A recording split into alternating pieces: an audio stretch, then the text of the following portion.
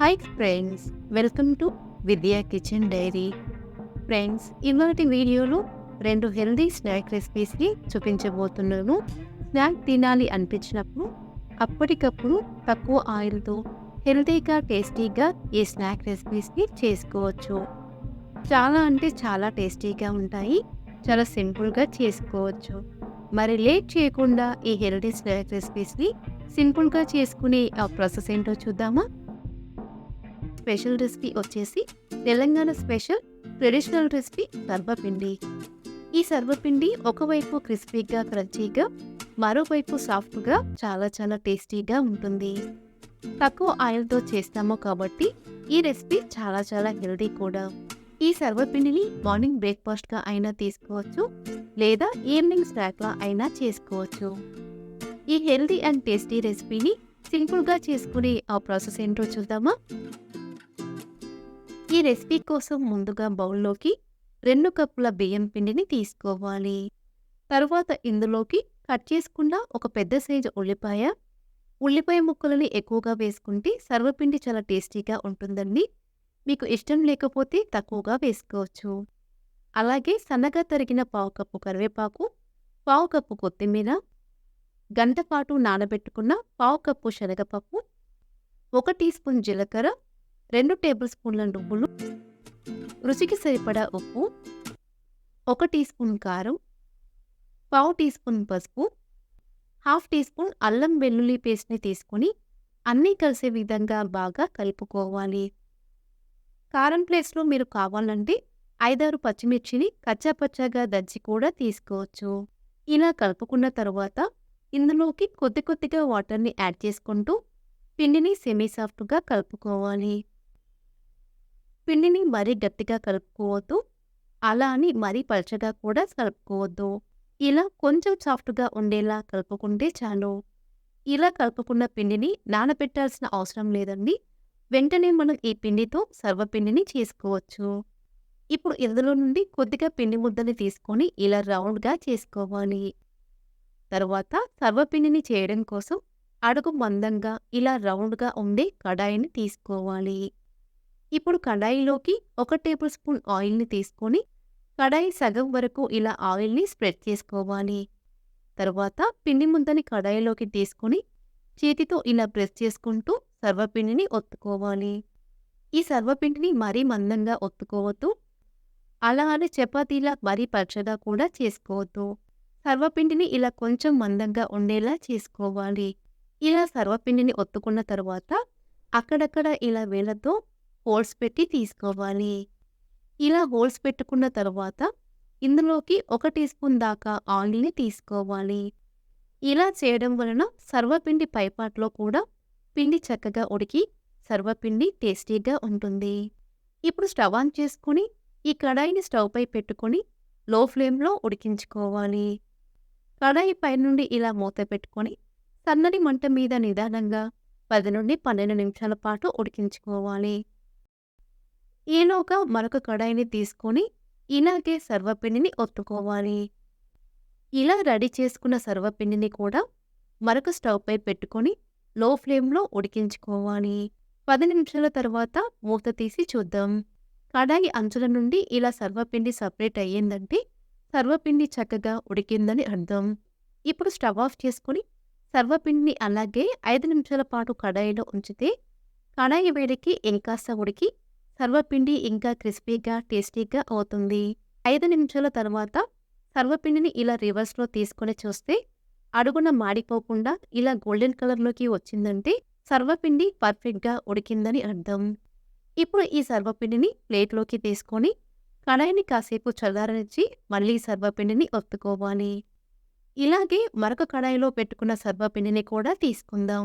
ఇది కూడా అడుగున మాడిపోకుండా చక్కగా గోల్డెన్ కలర్లోకి వచ్చింది. ఇలాగే పిండి మొత్తాన్ని సర్వపిండిలా చేసుకుని ప్లేట్లోకి తీసుకుంటే healthy and tasty Telangana special recipe sarvapindi ready. ఇలా చేసుకున్న ఈ సర్వపిండి 5-6 రోజుల పాటు నిల్వ ఉంటుంది కూడా.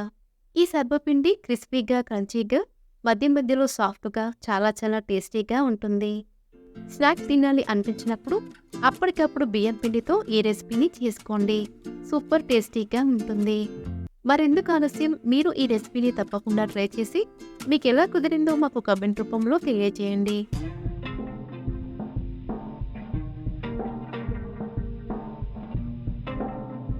ఫ్రెండ్స్, ఇవాల్టి వీడియోలో మునగాకు జొన్న పిండితో హెల్దీ రోటీ రెసిపీని చూపించబోతున్నాను.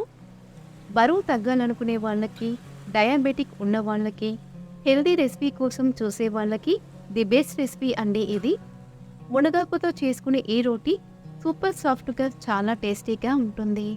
ఈవెన్ వంట రాని వాళ్ళు కూడా చాలా సింపుల్గా చేసుకోవచ్చు. మరి ఈ హెల్దీ అండ్ టేస్టీ మునగాకు రోటీని సింపుల్గా చేసుకునే ఆ ప్రాసెస్ ఏంటో చూద్దామా? ఈ రెసిపీ కోసం ముందుగా బౌల్లోకి 1 కప్పు జొన్న పిండిని తీసుకోవాలి. తరువాత ఇందులోకి 1/2 కప్పు తాజా మునగాకుని శుభ్రంగా కడిగి తీసుకోవాలి.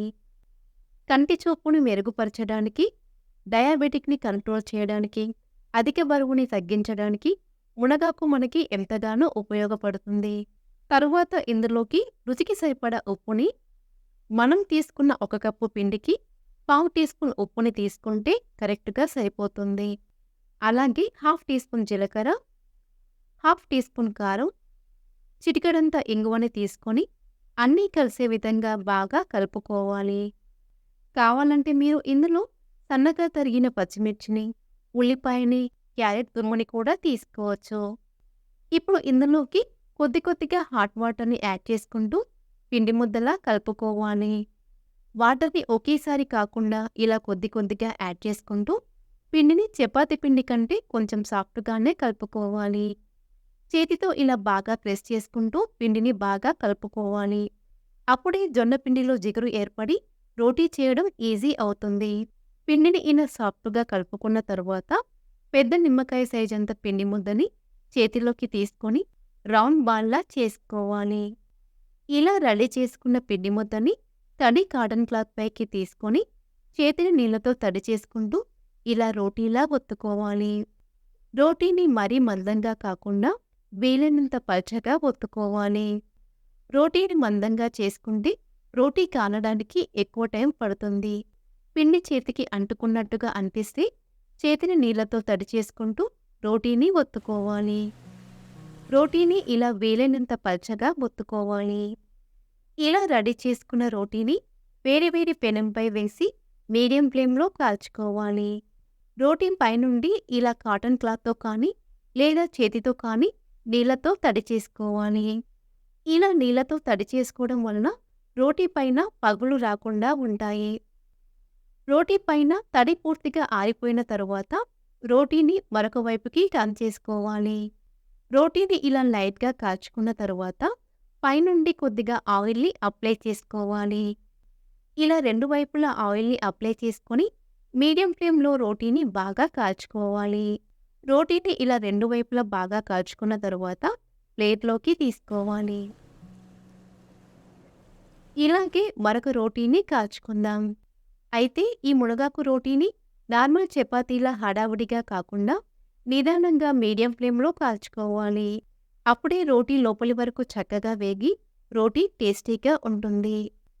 ఇలాగే అన్ని రోటీలని కాల్చుకుని ప్లేట్లోకి తీసుకుంటే హెల్దీ అండ్ టేస్టీ మునగాకు జొన్న పిండి రోటీ రెడీ. ఈ మునగాకు రోటీకి సైడ్ డిష్గా వెల్లుల్లి కారాన్ని చేసుకొని ఉల్లిపాయ ముక్కతో నంజుకొని తింటే సూపర్ టేస్టీగా ఉంటుంది. బరువు తగ్గాలనుకునే వాళ్ళు, డయాబెటిక్ ఉన్నవాళ్ళు ఈ మునగాకు రోటీని బ్రేక్ఫాస్ట్గానే కాదు లంచ్గా, డిన్నర్గా అయినా తీసుకోవచ్చు. సో ఫ్రెండ్స్, ఈ రెసిపీ మీకు నచ్చితే లైక్ చేయండి, మీ ఫ్రెండ్స్కి షేర్ చేయండి. మరిన్ని రెసిపీస్ కోసం మా ఛానల్ని సబ్స్క్రైబ్ చేసుకోండి.